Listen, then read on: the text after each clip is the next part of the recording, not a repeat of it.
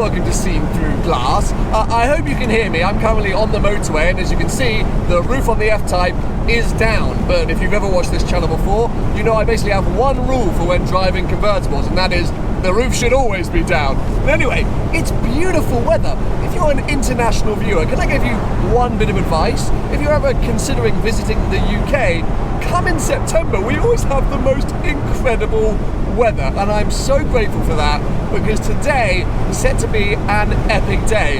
I'm on my way right now to Wales, back to Wales, some of the roads that I drove a few months ago in the 992 GT3. But this time I'm in the F-Type, and I'm not going alone. There's actually another GT3 here, but a 991.2 version, and it's a touring, and it belongs to my friend Phil, a very popular character on this channel. We also have our other friend Maxi with us in a 458. So yeah, F-Type R, GT3 Touring, 458, beautiful weather, Wales. Life feels pretty good right now. Now, before everyone attacks me for stopping at Starbucks once again, this was actually Phil's choice of breakfast location. Hold on a second. This is only because Maxi's bladder is very small. We're not allowed to talk about him yet, but... and I may have taken a wrong turn, and Phil may have had to pull over and wait for us to catch up. Dude, welcome back to the channel. Brought to you by Starbucks. Phil. Unfortunately not brought to you by Starbucks. I'm still wishing one day it will be brought to you by Starbucks. Am I right in saying you've never driven around Wales? Never. Have you ever driven around Wales? Not have I. I've never been to Wales. It's going to be a good day, lads. It's going to be a very good day. So yes, here are our weapons of choice today. To recap, me in the F-Type R, Phil in the 991.2 GT3 Touring, more on that I guess later, and then Maxi in the 458. Three very interesting ways to tackle the Welsh roads. Obviously we've got the all-wheel drive V8 F-Type R, 575 horsepower and the ZF gearbox. Then we've got the 4-litre flat 6, which is 500 horsepower again, but rear-wheel drive and rear engine, front engine, rear engine. And then finally, obviously the 458, 4.5 litre V8, fully naturally aspirated, around 600 horsepower. The F-Type is definitely the heaviest, then it's probably the GT3, and then the 458 being the lightest, but based on my recent experience in the 992 GT3, which was a manual, just like this touring, I reckon Phil might have the most fun on the Welsh roads. But I'm going to be able to take in all the scenery with the roof down, and Maxi, well, he should theoretically just run away from us if we get to a decent road. So yes, once everyone's done with their coffees, we'll be loading up and taking these three to some beautiful Welsh tarmac.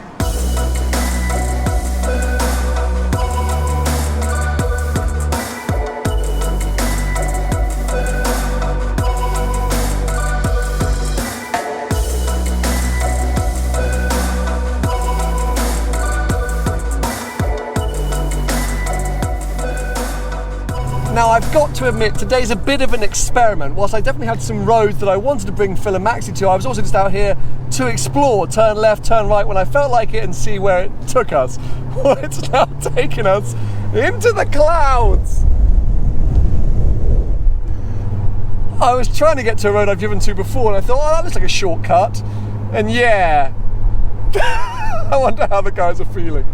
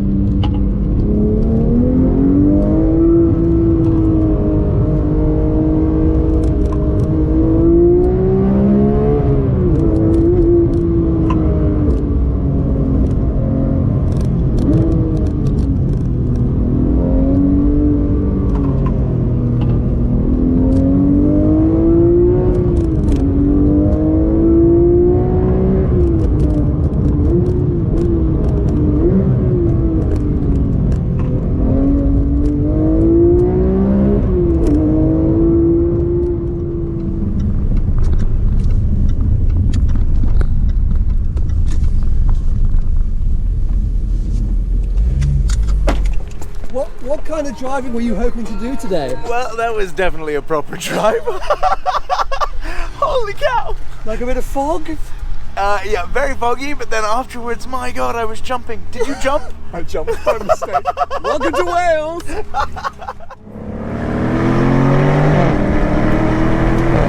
Well, whilst we find ourselves on another epic but slightly foggy road, let me talk to you quickly about the Project 7, because I did say more content was to come with the Project 7, and well, it's not. Unfortunately, the second video that I was planning with that car couldn't happen. I won't bore you with the reasons as to why, but yeah, I had to hand the car back to Jaguar Classic without having a chance to make another video. So, massive shame, but an unbelievable experience. I am so grateful to Jaguar and Jaguar Classic for letting me spend some proper time with one of my all-time dream cars. I have to say right now, following Philip in his GT3 Touring, that still remains one of my dream cars.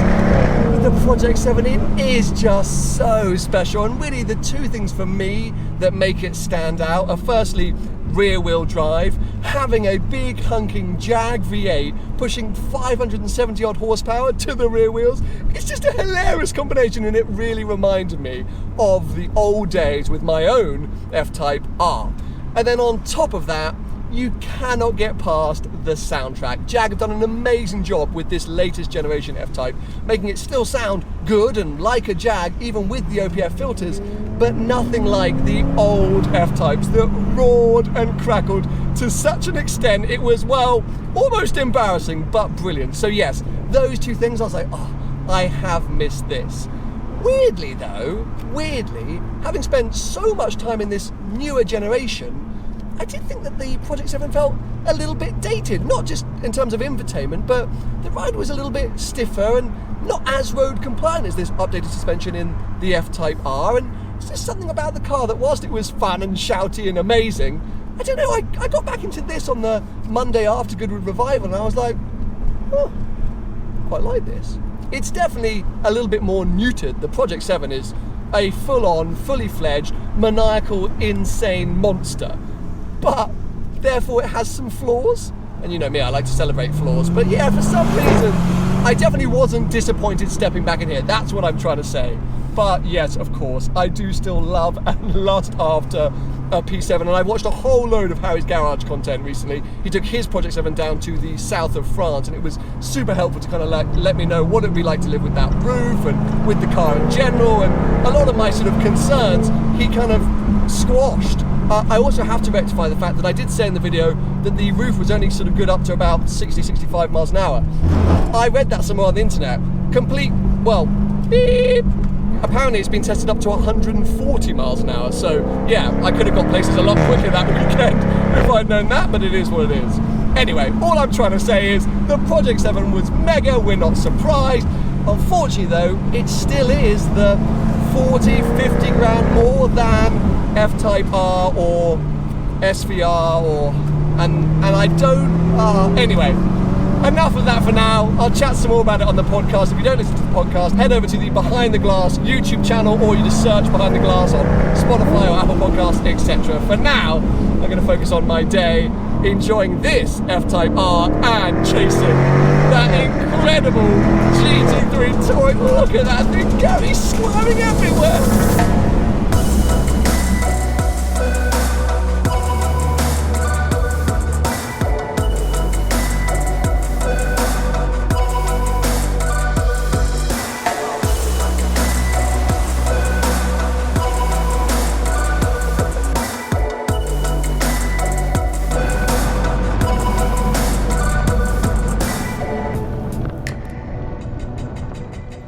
So first time in Wales, what have you gone for lunch?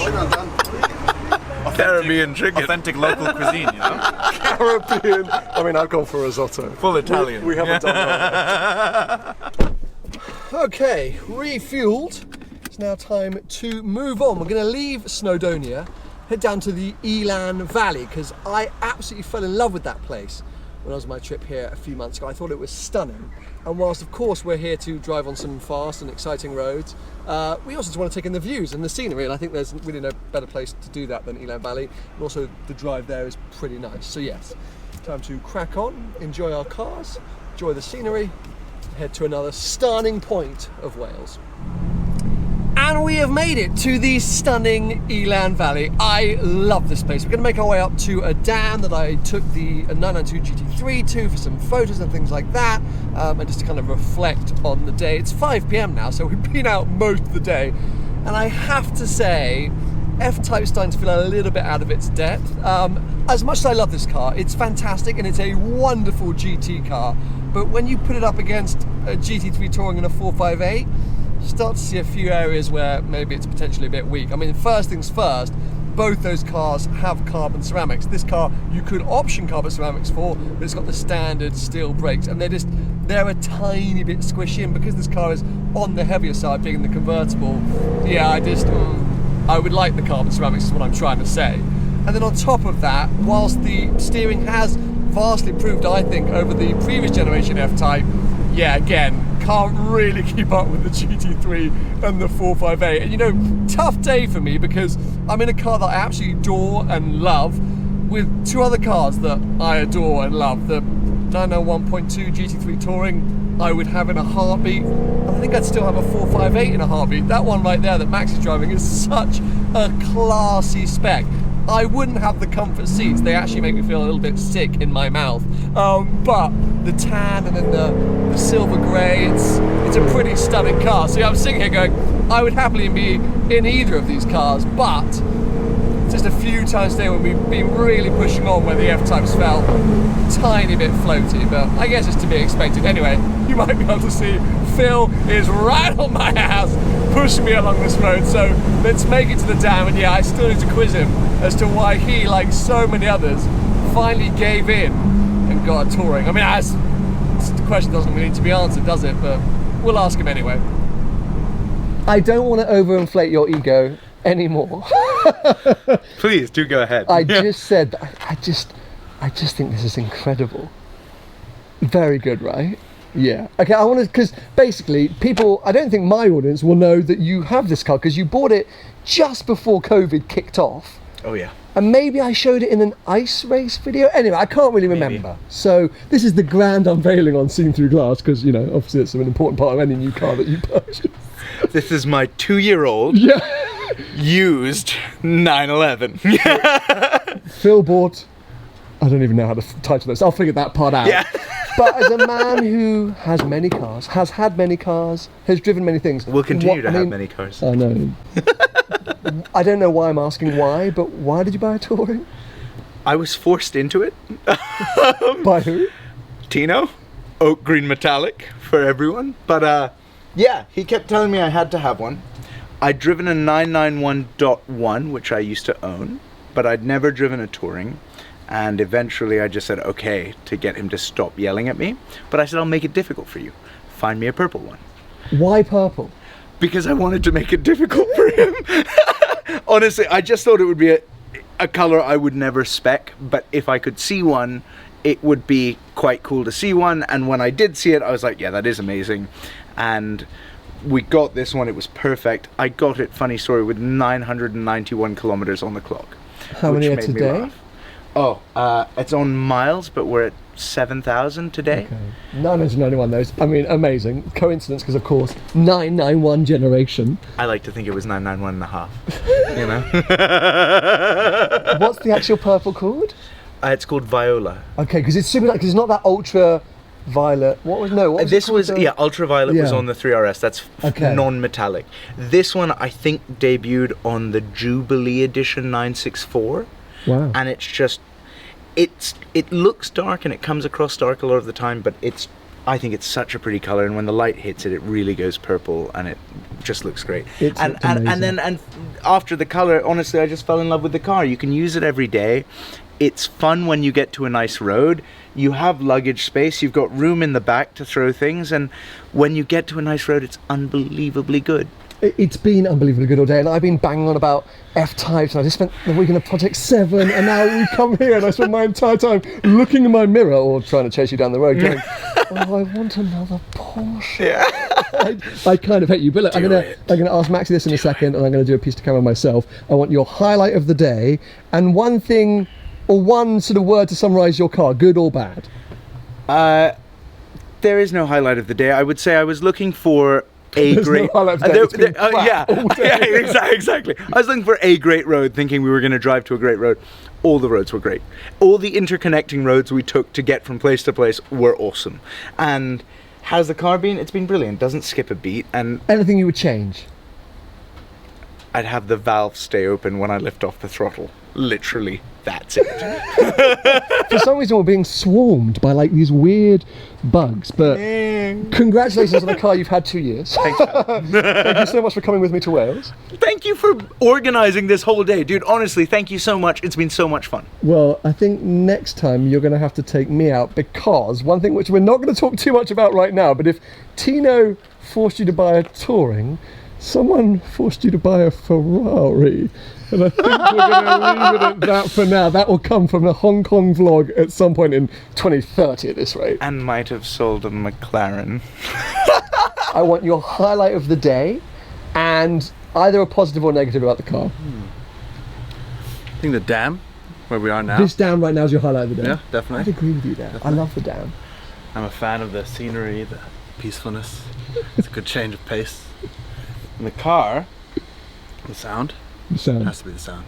And has it been a bit squirmish at times? Yeah, here and there. There's been some brown trouser moments, you could say, but we've had a good time. It's kept me alive. We're all alive Yeah, and the exactly. car's in one piece.